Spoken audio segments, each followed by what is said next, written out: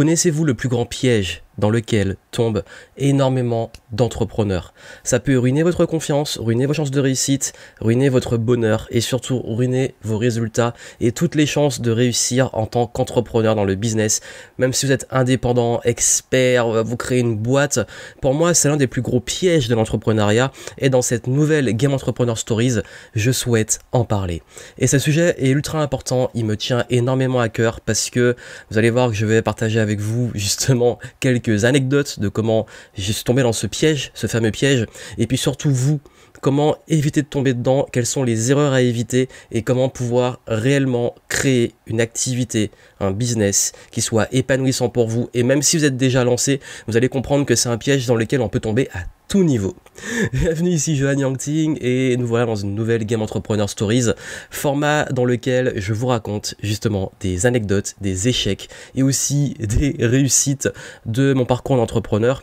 Et aujourd'hui, je souhaite partager avec vous un passage ultra important et même trois, parce que c'est trois grosses leçons que j'ai apprises de ça et vous allez voir que ça va faire toute la différence. C'est à l'heure actuelle, vous avez tendance à manquer de confiance, manquer de focus, manquer de discipline, avoir du mal à déterminer quelle stratégie est la bonne pour vous.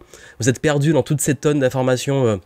On m'a dit qu'il faut faire du Facebook, du Instagram, du live, des webinars, il faut que je fasse ça, je suis perdu, je sais pas quoi faire. Si vous êtes dans ce syndrome-là, vous allez comprendre que ça vient également de ça. Et aussi et surtout, vous allez voir que vraiment, c'est vraiment le truc qui pour moi est le plus gros frein en termes de réussite, mais que ça soit au niveau business, mais de façon globale, et surtout l'un des plus gros tueurs de confiance et de bonheur, je dirais même dans le monde, et oui, je vais loin. Pour rappel, nous nous retrouvons chaque semaine, donc vous pouvez vous abonner à la chaîne YouTube pour suivre les prochaines stories et d'autres contenus vidéo, et également ce format est disponible en podcast, vous l'avez sur iTunes, SoundCloud, Spotify, toutes les plateformes, vous avez les liens en description, abonnez-vous au podcast, abonnez-vous à la chaîne YouTube, comme ça vous ne pourrez pas manquer les prochains épisodes et puis surtout vous pourrez voter à la fin pour le sujet qui vous intéresse pour le prochain épisode. Donc comme je l'ai dit, pour moi et selon moi, il y a trois principales choses qui ruinent toute chance de réussite. Et ces trois choses sont basées sur un concept clé qui est pour moi le plus grand mal de notre époque, cette capacité que nous avons et cette tendance que nous avons à nous comparer aux autres. Pourquoi ? Parce que dans toute la vie, l'être humain, sa plus grande peur, c'est de ne pas être aimé. Ce qui découle sur la peur du jugement, la peur du regard des autres, la peur d'être rejeté, la peur de parler en public, etc. La peur de ne pas être aimé. Et pour être aimé, qu'est-ce qu'on fait ? Souvent, on a tendance à vouloir s'intégrer. Et pour s'intégrer, on souhaite rentrer dans le moule. On a toujours cette sorte de pression sociale, de vouloir plaire aux autres et donc de vouloir ressembler aux autres. Et aussi et surtout, quand on souhaite réussir quelque chose dans le domaine dans lequel on veut réussir, on a tendance à regarder ce que font les autres, regarder où en sont les autres, pour nous-mêmes nous créer notre identité, savoir si on est sur la bonne voie ou pas. Et quelque part, on peut essayer de se rassurer. Ça se passe à tout niveau, voir est-ce que l'autre, quelle voiture il a acheté, où il part en vacances, qu'est-ce qui se passe dans sa vie, et surtout au niveau business, regardez les concurrents. Qu'est-ce qu'ils font les concurrents ? Comment ils avancent ? Quelles sont les campagnes marketing qu'ils font ? Quels sont leurs systèmes ? Quel est leur branding ? Essayer de comprendre, de décrypter qu'est-ce qui fait qu'ils réussissent alors que nous, on galère. Et c'est ça que je veux parler principalement aujourd'hui. C'est-à-dire que si vous avez tendance à beaucoup vous comparer à la concurrence, vous avez peut-être dû vous rendre compte que plus on se compare à la concurrence, plus on a tendance soi-même à suivre et à réagir à la concurrence. Et d'ailleurs, l'une des raisons pour laquelle quand on me demande quel est mon rapport aux concurrents et comment je gère la concurrence, je réponds que je m'efforce au maximum possible, c'est pas toujours évident, mais au maximum, je réponds que au maximum j'essaie de pas regarder ce que font mes concurrents. Parce que c'est un peu le revers des réseaux sociaux. Avec Instagram et tout, on a tendance tout le temps à se comparer, à regarder ce que font les autres. Et la question qui revient le plus, c'est combien tu gagnes, quel système t'as mis en place, est-ce que cette stratégie que t'as faite fonctionne. Je reçois beaucoup de messages privés, pourquoi t'as fait ça, comment ça fonctionne, comment ça te rapporte, etc. Et je crois que même dans notre industrie, l'industrie peut-être des experts, des indépendants, les personnes qui vendent du savoir, de l'expertise, du contenu, des informations, des formations, de l'accompagnement, etc. Tout ce qui est coach, infopreneur, thérapeute, consultant, les experts. Il y a cette tendance dans chaque niche à beaucoup regarder ce que font les autres et le gros souci, qu'est-ce qui se passe quand on on se compare aux autres et qu'on regarde ce que font les autres, la première chose, c'est qu'on a tendance à un peu faire la même chose. C'est-à-dire que c'est limite inconscient. Vous savez, on est ce qu'on consomme. Et comme je dis souvent, si vous consommez les mêmes informations que les autres personnes, vous allez avoir les mêmes connaissances et donc appliquer à peu près les mêmes choses. Si vous regardez tout ce que tout le monde consomme, donc les mêmes influenceurs, les mêmes experts, les mêmes stratégies, tout le monde va faire la même chose. Et ça, on le voit beaucoup, notamment dans l'industrie des infopreneurs, beaucoup de personnes qui, quand un influenceur propose un truc, ils se mettent tous à faire la même chose. Mais ils se rendent pas compte d'une chose, c'est que quand tout le monde met à faire la même chose, ça perd ce sens, cette saveur. C'est pour ça que je dis parfois les marketeurs se tirent une balle dans le pied, c'est que très souvent ils lancent un truc et le truc il est mort au bout de quelques semaines, voire quelques mois. C'est ça qu'on a vu différentes modes, les modes du blogging, les modes du dropshipping, du high ticket, bref, je suis même pas dans l'ordre, mais il y a eu plein de modes et j'ai déjà fait un article dessus, je vais pas y revenir, mais l'idée c'est que si à chaque fois que quelqu'un ou qu'un gros fait quelque chose et que tout le monde se met à le suivre, bah, le gros souci, c'est que ça restera quand même le gros qui aura fait en premier, qui l'aura peut-être fait mieux, et plein de sous-copies qui vont essayer de recopier. Et ça, c'est un réel problème, et c'est pour ça que, comme je dis, si vous voulez trouver votre unicité et si vous voulez surtout garder confiance en vous, arrêtez de trop regarder ce que font les autres. Pour ça, je vais vous donner 3 anecdotes et 3 grosses erreurs, parce qu'on est dans les Game Entrepreneur Stories, je raconte des histoires, mais ça va être dur de définir vraiment une histoire ultra spécifique, donc je vous donne dans 3 exemples, parce que ça peut arriver à tout moment. Et ces 3 exemples, c'est les 3 types de comparaisons qui, à différents niveaux, peuvent réellement gâcher toutes vos chances de réussite et même ruiner votre confiance. Et d'ailleurs, la première, c'est justement lié à ça, la confiance en soi. Et ça, on l'a vu avec l'effet Instagram, c'est que plus on se compare aux autres, plus on voit ce que les autres nous montrent, la vie géniale, ils voyagent tout le temps, ça va toujours, ils ont l'air toujours heureux. Forcément, les gens montrent ce qu'ils ont envie de montrer sur les réseaux sociaux. Et le gros piège avec ça, c'est que même nous-mêmes, on peut rentrer dans ce piège. C'est-à-dire que moi, sur Instagram, je suis quand même quelqu'un qui essaie de montrer, on va dire, toutes les facettes. Bien comme un peu plus triste et autres. Et d'ailleurs, dans ce format-là, je partage justement les moments plus difficiles et je me montre un peu plus vulnérable. Le truc, c'est que forcément, quand je vais pas forcément bien ou quand j'ai pas envie, c'est pas là que je vais aller partager. Au moment où je vais peut-être plus down, plus de moins bonne humeur, j'ai pas forcément envie de faire une story sur Instagram ou de poster une photo, ce qui est normal, et parce que c'est le temps pour soi, et voilà, c'est pour ça que forcément ce qu'on va montrer, ce qu'on va partager, ça va être toujours du très positif. Le problème, c'est qu'on a tendance, quand on regarde cette facette-là, à se comparer à ça chez les autres, à se dire mais lui ça va toujours bien, lui il est génial, etc. Et dans le business, je suis tombé dans ce piège quand je débutais, et d'ailleurs je vous ai raconté dans les précédentes stories les burn-out, enfin surtout la précédente, juste la précédente, d'ailleurs vous aurez en description la playlist si vous voulez voir les anciens épisodes. Et ce qui s'est passé, c'est l'un des principaux facteur de mon burn-out de l'entrepreneur a été lié au fait de me comparer aux autres et à faire l'erreur qui va suivre. Le fait de me comparer aux autres, à l'époque, c'est que je voyais beaucoup d'entrepreneurs qui faisaient des lancements à plusieurs dizaines de milliers d'euros, plusieurs centaines de milliers d'euros et même plusieurs millions d'euros. Et quand je voyais ça, je me comparais, moi le petit débutant qui démarre, qui essaie juste d'avoir en premier lieu son salaire, je voyais ça et je me disais mais je comprends pas, mais je suis une grosse merde. Les gars, il me dit qu'il s'est lancé, ça fait que 3 ans, moi je suis là depuis 1 an, 2 ans, je suis même pas encore à ce niveau, j'en suis loin, qu'est-ce qui se passe, pourquoi j'arrive pas et on commence à se sentir nul, à se dire mais lui il gagne plus, lui il fait ça cartonne, il a plus de notoriété que moi, et après qu'est-ce qu'on fait? On commence un petit peu aussi à copier, on se dit bah lui si ça marche, il faut peut-être que je me mette en costard cravate, que j'essaie de comprendre ce qui chez lui a fonctionné, que je dois faire. Mais je vais vous dire une chose, c'est que en fait pourquoi c'est une erreur de faire ça? Parce que en réalité, quand j'ai appris tout ce qu'il y avait derrière, je me suis dit ah ouais, en fait ça fait pas si rêver que ça. Je vous explique. À l'époque des super lancements, il y avait la tendance, c'était ce qu'on appelle un super lancement dans l'industrie infopreneur. C'est quelqu'un qui a plein de partenaires, qui lance un programme avec une série de vidéos et tous les partenaires bombardent au niveau de l'emailing, donc du coup ça fait un gros buzz. Le truc c'est que cette méthode là, ce qui se passe, c'est qu'il y a beaucoup de partenaires. Ces partenaires, ce sont des affiliés. Donc ça veut dire qu'ils vont toucher des commissions sur les ventes qu'ils ont rapportées. Ce qui veut dire que ces personnes-là, si disons que je suis l'influenceur, je lance mon produit, mes partenaires promotionnent mon lancement, bah les ventes qu'ils m'auront ramené, qu'il y a les liens traqués, bah je dois leur reverser des commissions. Donc ce qui veut dire que quand on dit que le truc a fait par exemple 1 million de chiffre d'affaires, il faut déjà à ce million enlever au moins entre 40-50% de commission pour les partenaires. Donc on divise par 2. Première chose.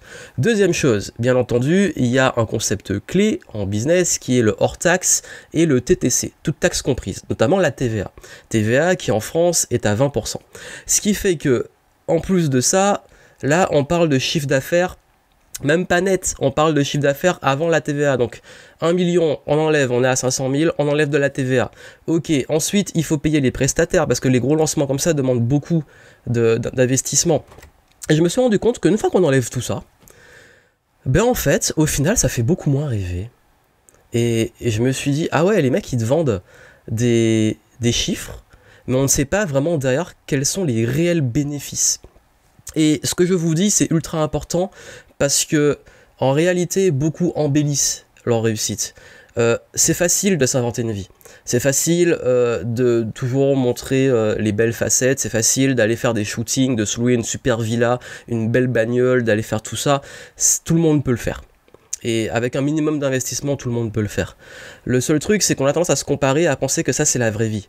Pareil, quand quelqu'un va dire « moi, je suis millionnaire », et on rend compte qu'en fait, il a fait 1 million de chiffre d'affaires en X années, c'est le cumulé des années, bah oui, mais en fait, c'est ça, c'est qu'on peut facilement jouer avec les chiffres, on peut facilement manipuler les images. Ce qui veut dire que, et je dis pas que tout le monde le fait, et que voilà, c'est juste que, soit on se compare à ça, on se compare à quoi? On se compare à la vitrine marketing. C'est-à-dire que vous comparez votre arrière-boutique, votre réalité du quotidien que vous connaissez bien puisque c'est la vôtre, à la vitrine marketing dans ce que vous montrez vos concurrents. Imaginez à quel point c'est dévastateur. Vous voyez une façade, vous voyez ce qu'on veut montrer, vous voyez des filtres qui sont forcément embellis pour le business et le marketing.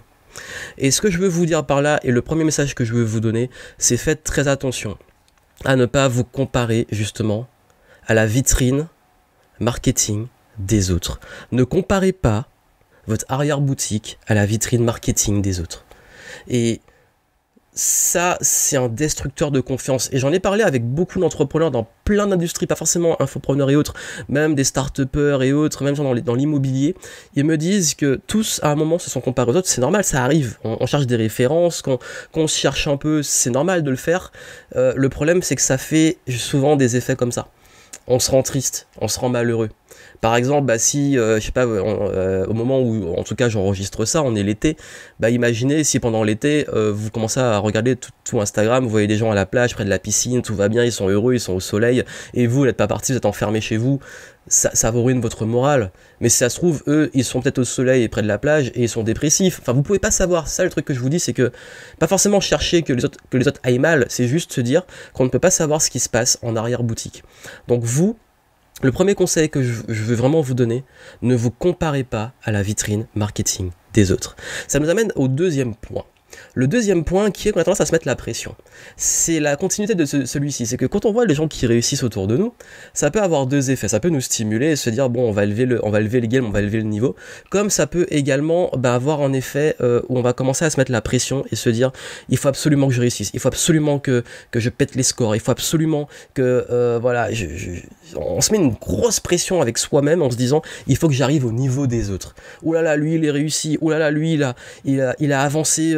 Il partage ses réussites, il a donné tant de conférences, il a eu un contrat, il a avancé sur son livre, il a montré combien de pages il a écrites, il a montré le contrat de conférence qu'il a eu, il a montré les chiffres de son lancement, etc. Et du coup, on se met une sorte de pression, une pression, et on commence à se comparer justement à la réussite des autres, parce que les gens aussi comparent beaucoup leur réussite. C'est-à-dire que forcément, on va pas montrer, regardez comment je me suis vautré royalement, je suis une grosse merde. C'est pas intéressant de le partager. Pourtant, moi, j'aime bien en rigoler, et j'aime bien le faire parfois, et même dans les Game Entrepreneur Stories, en toute transparence, je raconte mes échecs. Mais de façon honnête, c'est pas très agréable de le partager.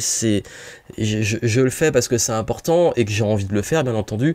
Mais je sais qu'en faisant ça, je me rends vulnérable. Je sais qu'en faisant ça, bah voilà, je montre une partie que très peu montrent. Et je fais même pas ça dans une optique purement business, marketing, authenticité. C'est que je l'ai toujours fait en fait naturellement. C'est que j'ai toujours dit oui, il y a les trucs géniaux et oui, il y a les trucs qui sont plus difficiles, plus agréables. Et je préfère les montrer parce que une fois qu'on est dans le game, une fois qu'on est dedans, ben on se rend compte qu'il faut les passer.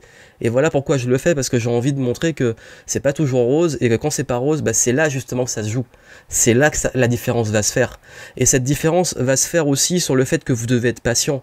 C'est-à-dire que l'erreur qu'on peut faire, c'est toujours se comparer à vraiment un autre niveau chez les autres. Et moi, je vais vous donner une autre anecdote, c'est que à un moment, quand je et c'était mon tout premier événement qui était en 2014, et à l'époque il y en avait déjà beaucoup qui faisaient des événements avec 100, 200, 300 personnes, et à chaque fois je me mettais la pression, je me disais mais eux ils font des super événements, leurs salles sont combles, ils sont ils ont beaucoup de monde qui les suit, ils ont une grosse notoriété, et moi si j'ai 30 personnes je suis content, mais j'étais un peu frustré en me disant ouais mais il y a que 30 personnes, mais ce que j'oublie c'est que c'est mon premier événement.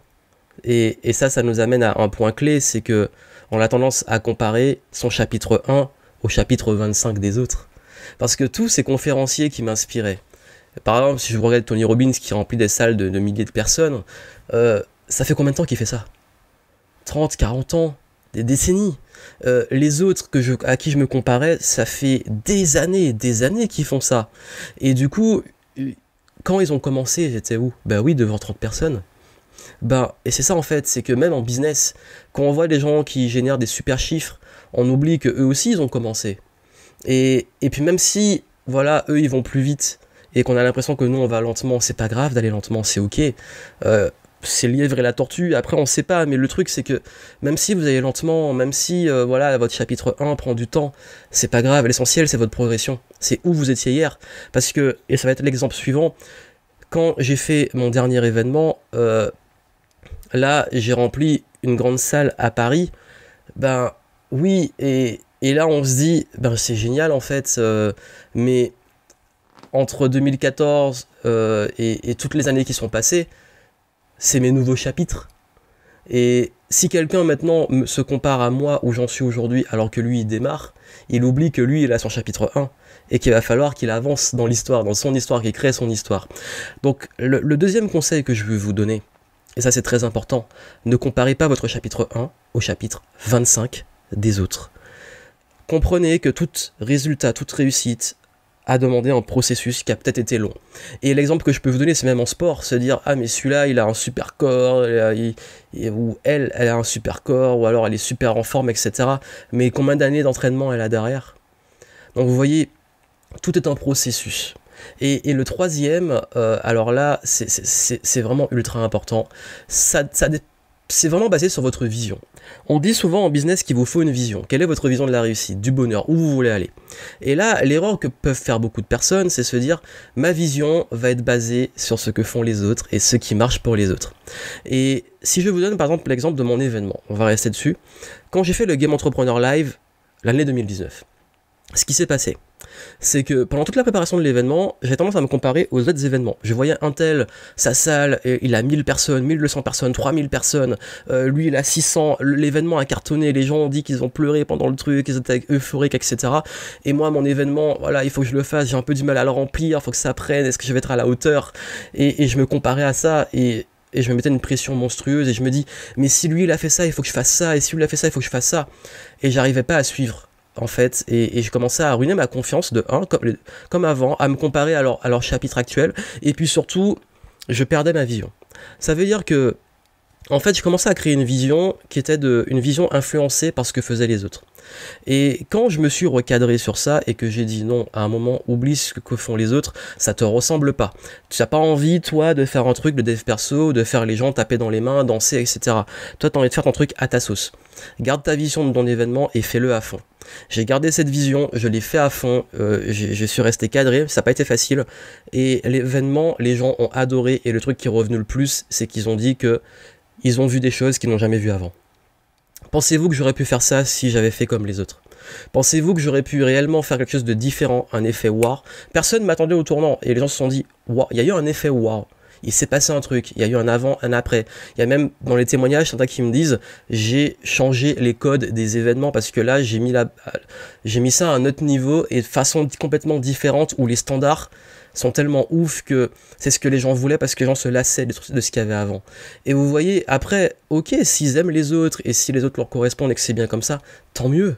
Mais moi, qu'est-ce que j'ai envie de faire? Moi, où je veux aller? Moi, là où je kiffe, là où je m'éclate. J'aurais fait comme les autres, je me serais pas éclaté. Et ce qui a fait la réussite de l'événement, c'est le fait que je me sois éclaté et que j'ai dit à chacun, éclatez-vous, faites à votre sauce, soyez vous-même, lâchez-vous. J'ai dit ça vraiment. Pourquoi? Parce que ça m'amène à ce message, c'est soyez vous-même. Soyez vous-même, arrêtez de vouloir faire comme les autres, arrêtez de vouloir imiter les autres. C'est la différence vraiment entre, justement, il y a une subtilité entre copier le système et copier, on va dire, la personne. Ça veut dire que si vous vous mettez, par exemple, je dis que je vais faire des conférences comme Tony Robbins, je vais bien copier Tony Robbins, c'est pas intéressant. Par contre, je peux m'inspirer de ses systèmes, comment il s'est organisé, comment il structure la promotion, etc. Les systèmes qu'il y a derrière ce qu'il fait. C'est-à-dire que, par exemple, en marketing, les systèmes, c'est quoi? C'est les tunnels de vente, une stratégie de contenu, etc. Et si vous êtes perdu, est-ce que je dois faire du réseau social, est-ce que je dois faire ça, comme ça, comme ci, comme ça, parce que l'autre il fait ça, et du coup je dois l'imiter, en fait, vous vous épuisez. La question, c'est, il y a des systèmes, et vous, quel est votre branding? Quelle est votre unicité? Qui vous êtes? Et ça, en fait, ça change tout. Ça veut dire que, par exemple, quand je bosse avec des clients, j'ai des systèmes marketing, j'en connais plein. Le truc, c'est que ma grande force, c'est de dire à la personne, ok, toi, on va te créer quelque chose d'unique, parce que tu as une personnalité, tu as une vision, tu as un branding, tu as une unicité, et on va d'abord travailler ça, et ensuite, on va adapter la stratégie qui te correspond. Ça, tu vas être épanoui, tu vas kiffer et tu vas performer. Et je peux vous dire que le jour où j'ai été moi-même, c'est là où j'ai vraiment décollé. On me dit souvent, Johan, qu'est-ce qui a fait que tu as décollé? Quel est le moment, quel a été le pivot, le déclic qui a fait que ça a fait boum pour toi? Clairement, c'est le jour où j'ai assumé qui j'étais.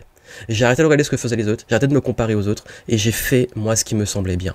Je m'inspire toujours. Oui, on peut s'inspirer, on peut prendre des idées par-ci, par-là. Le problème, c'est pas de s'y comparer, le problème, c'est pas de se prendre, c'est pas de se mettre la pression, c'est juste, encore une fois, de s'inspirer, se dire, ah ça, c'est intéressant, qu'est-ce que je peux prendre, le mettre à ma sauce, le transformer, et faire ça. C'est ça, la créativité. C'est piocher par-ci, par-là. C'est ce que font les artistes. Ils s'inspirent, peuvent prendre des idées. Les danseurs, ils prennent des pas, ce pas-là, il est intéressant, je peux l'intégrer dans ma choré, etc. C'est ok de faire ça, je vous dis pas de vous fermer, d'être dans votre truc. Au contraire, soyez le plus ouvert possible, mais une ouverture qui soit pas dans la comparaison, qui soit pas dans la copie. Une ouverture qui soit basée sur vraiment votre vision et votre personnalité à vous. Et ça vous permet justement, en fait, d'être vous-même. Et le conseil que je vous donne, c'est soyez vous-même. Créez votre propre vision, votre propre bonheur et un système qui vous ressemble. Et ça, voilà, quand vous travaillez sur votre stratégie, faites attention à être sûr que votre vision, c'est la vision que vous voulez, pas une vision de quelqu'un que vous avez vu, que vous voulez imiter, ou vous voulez devenir comme lui. Soyez sûr que c'est quelque chose qui vous correspond.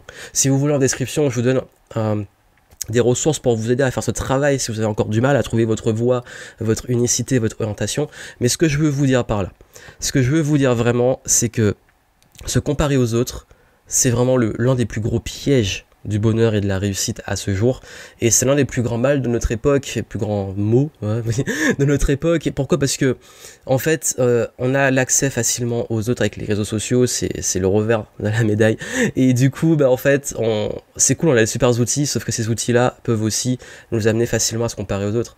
À l'époque, voilà, j'étais là où j'étais, j'avais pas de possibilité de regarder ce que faisaient les autres. Mais si j'avais eu ça, surtout quand on est ado, quand on se construit, c'est un autre débat. Mais justement, je voulais savoir ce que vous en pensez. Dites-le moi en commentaire, ce que vous en pensez. Et pour la prochaine Game Entrepreneur Stories, ce que vous faites, c'est que vous pouvez, si vous le souhaitez, dans le coin, donc à votre droite, en haut, à droite, voter donc sur le petit i là. Je crois que c'est là. Si c'est pas inversé en tout cas. Et sur ce petit i, vous cliquez et vous votez pour le prochain sujet de prochain Game Entrepreneur Stories. On se retrouve chaque semaine.